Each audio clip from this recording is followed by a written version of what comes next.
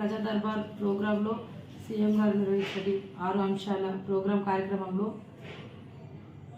మాజీ సర్పంచ్ మాధవి భర్త గారు అయినటువంటి బాలయ్య గౌడ్ గారు ఒక ఓడిఎఫ్ ఎంప్లాయీ నన్ను నువ్వు సర్పంచ్గా నీ దమ్ము నీ ధైర్యం ఏంది, నువ్వు ఇక్కడ పెత్తనము చేస్తున్నావు, మేము మా ఇంట్లోనే అప్లికేషన్స్ నింపుతాము, అది దొంగతనం అని నింపడము, నువ్వు ఈ విధంగా నువ్వు మాకు ఎట్లా ఫోన్ చేస్తావు, మా తమ్ముడికి నువ్వు ఒక దళిత సర్పంచ్ అన్న విధంగా నన్ను కించపరిచినట్టు మాట్లాడడమే కాకుండా నీకు సర్పంచ్ హోదా ఏడుకెళ్ళి తెచ్చింది, మేము గెలిపించినాం కాబట్టి నువ్వు సర్పంచ్ అయినావు, నీకు 2 నెలల పదవి కాలం ఉంది, ఈ 2 నెలల పదవి కాలం అయిపోయిన తర్వాత నువ్వేం చేస్తావు అని చెప్పేసి నన్ను 100 మందిలో నన్ను చాలా కించపరిచినట్టు మాట్లాడిండు. నాకు చాలా బాధాకరంగా ఉంది. నేను ఒక గ్రామ సర్పంచ్ 5 సంవత్సరాల పాలనలో ఏ రోజు ఎలాంటి గొడవలు జరగకుండా అందరి మధ్యలో ఒక సోదరిలాగా ఉండి నేను అందరితో కలిసిమెలిసి ఉండి కష్టపడి 10 మందిలో ఒక దానిలాగా పేరు తెచ్చుకొని రాష్ట్ర అవార్డు తెచ్చుకున్న నన్ను దమ్ము ధైర్యం ఏందనే మాట అంతమందిలో మాట్లాడినందుకు నేను చాలా బాధపడుతున్నా. సోదరులు దీన్ని గుర్తించాల్సిందిగా. కులం పేరుతో దూషించలేదు కానీ దమ్ముని ధైర్యం ఏందని అయితే మాట్లాడిండు అన్న.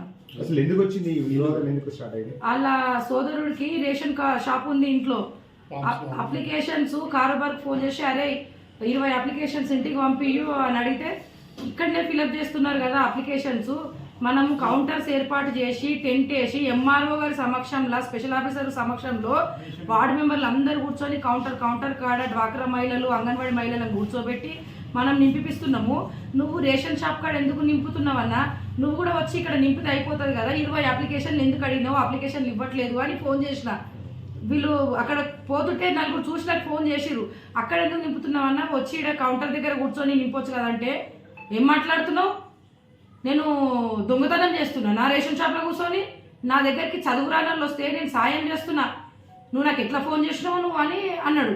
అన్న నేను దాన్ని తప్పు పట్టలేను, 20 అప్లికేషన్లు అయితే పంపడం కుదరదని చెప్పి నేను ఫోన్ పెట్టేసిన. ఈయన బాలయ్య గౌడ్ గారు ఇక్కడే ఉన్నారు, పొద్దున్నుంచి మాతో పాటు సహకరించి వచ్చిన వాళ్ళకి ఎక్స్ప్లెయిన్ చేస్తున్నాను అనుకున్నాం కానీ రాజకీయ పరంగా ఎక్స్ప్లెయిన్ చేస్తున్నాను నాకు తెలియదు. ఒక 5 సంవత్సరాల పాలనలా ఒక్క రోజు కూడా ఒక గ్రామ సభకు రాలే, ఒక జెండా కార్యక్రమం ప్రోగ్రాంలకు రాలే, నేను 6 అవార్డులు తీసుకున్న ఒక అవార్డు ప్రోగ్రాంకు రాలే, ఏ రోజు నాకు సహకరించకపోగా ఈ రోజు వచ్చి నా తమ్ముడికి ఫోన్ చేసి మాట్లాడేంత ధైర్యం ఉందా నీకు అని అన్నాడు. ఒక మనిషికి నేను ఫోన్ చేయడము నాకు దమ్మెందుకన్నా అంటే నేను దళితమైన నన్ను నాకు గుర్తు చేసిండా. నేను ఈ రోజు వరకు కూడా నేను ఏ రోజు అట్లా అనుకోలేదు, అందట్లో ఒక దాంట్లో కలిసిమెలిసి నేను ఉన్నా. నువ్వు ఈరోజు నన్ను టేబుల్ బల్ల గుద్ది 100 మందిలో నువ్వు మాట్లాడినావు, నేను అంత తప్పేం చేసినా నేను ఈరోజు ఆ ప్రోగ్రామ్ అంతా ఏర్పాటు చేసి ఒక్క ఆఫీసర్కి ఇబ్బంది కాకుండా పోలీస్ సోదరులు అందరితో కలిసిమెలిసి ఉండి భోజనాలు ఏర్పాటు చేసుకొని అందరం మంచిగా సంతోషంగా ఉన్నాము. ఇన్ని రోజులలో ఏ రోజు గొడవ కాలేదు, ఈ రోజు గొడవ చేయడానికి కారణం ఏంది, నన్ను తిట్టాల్సిన అవసరం ఏముంది. 2 నెలలు అయితే నీ పదవి కాలం అయిపోతుందని నన్ను ముందే హెచ్చరిస్తున్నాడు. నేను చెప్పినాను మరి 2 నెలల దాకా ఎందుకు, నేను ఇప్పుడే రాను, ఇంట్లో ఉంటా, మీరు చేసుకోండి రాజకీయం, అప్లికేషన్స్ అన్నీ మీకే పంపిస్తా, ఎంఆర్ఓ కూడా మీరే పిలిపించుకోండి, నేను అసలు ప్రజా దర్బార్ ప్రోగ్రామ్కి అటెండ్ కాను, నేను రాజకీయం చేయనన్నా అని నేను పక్కకు తప్పుకున్నా.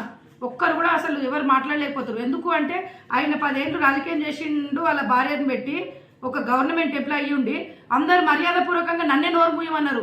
వద్దులేమో బాధపడకు, నువ్వు ఊరుకో, ఎక్కడైనా వదిలి తప్పు పెట్టాలన్నారు. కానీ నన్ను కించపరిచే మాట్లాడిండు అన్న ఆయన. నేను ఇవ్వాలనుకుంటున్నా ఖచ్చితంగా, ఆయన నా మీద అంత పైరు కావాల్సిన అవసరం ఏముందని నేను అడుగుతున్నా. నా మీద అంత పైరు కావాల్సిన అవసరం లేదు. ప్రజా దర్బార్ ప్రజల పాలన, ఒక సీఎం గారి ప్రోగ్రామ్ అరేంజ్ చేసిర్రు, ప్రతి ఒక్కరి సమస్యలు గ్రామంలో ఊరి మధ్యలో ఉండి సమస్యలు చూసుకోవాలన్నాడు కానీ ఇళ్లలో రాజకీయం చేయమని చెప్పలేదు కదన్న. ఇప్పుడు సీఎం అధికారాన్ని మేము గౌరవిస్తున్నాము, మేము టెంట్ వేసి కౌంటర్లు పెట్టి ఎంఆర్ఓ గారు స్పెషల్ ఆఫీసరు వార్డు మెంబర్లు ఉప సర్పంచ్ గారు మేమందరం అక్కడ కూర్చున్నాము. తను ఇంట్లో నింపడం ఎంతవరకు కరెక్టు, సోదరునికి ఫోన్ చేసినామని నన్ను దబాంచడం ఎంతవరకు కరెక్టు, అంటే నువ్వు సోదరికి ఇచ్చే మర్యాద నాకు ఒక సర్పంచ్గా నాకు ఇయ్యవా, అంటే నేను ఒక దళిత మహిళననే. నీ సోదరుడు కళ్ళు అమ్ముతున్నాడు కోపిన్ షాప్లా, కిరాణా సామాన్ అమ్ముతున్నాడు, కోపిన్ బియ్యం ఇస్తున్నాడు, అసలు కోపిన్ షాప్ కాడ కళ్ళే అమ్మొద్దు. నేను ఒక గ్రామ సభ మీటింగ్ రోజు అక్కడ గల్లి ఒక అతను ఫీడ్స్ వచ్చి పడిపోయాడు, అది ఆయన కూడా చూసి నేను డైరెక్ట్ అడిగిన, అన్న మీరు కళ్ళులో మంది ఎందుకు కలుపుతున్నారు, నేనేమన్నా ఆరాధీసిన్నా, వాళ్ళని ఏ రోజు అని ఇబ్బంది పెట్టినా, నన్ను ఈరోజు 100 మందిలో బాధ పెట్టే మాటలు ఎందుకు మాట్లాడిండు ఆయన.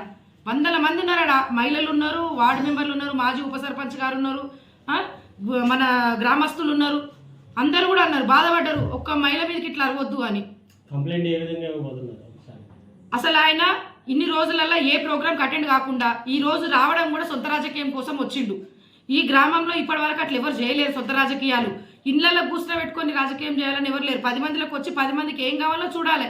కానీ ఇట్లా ఇళ్ళలో రాజకీయం చేస్తే ఫ్యూచర్లో అయితే ఖచ్చితంగా ఇంకా గొడవలు, ఇలాంటి గొడవలు చాలా అవుతాయి.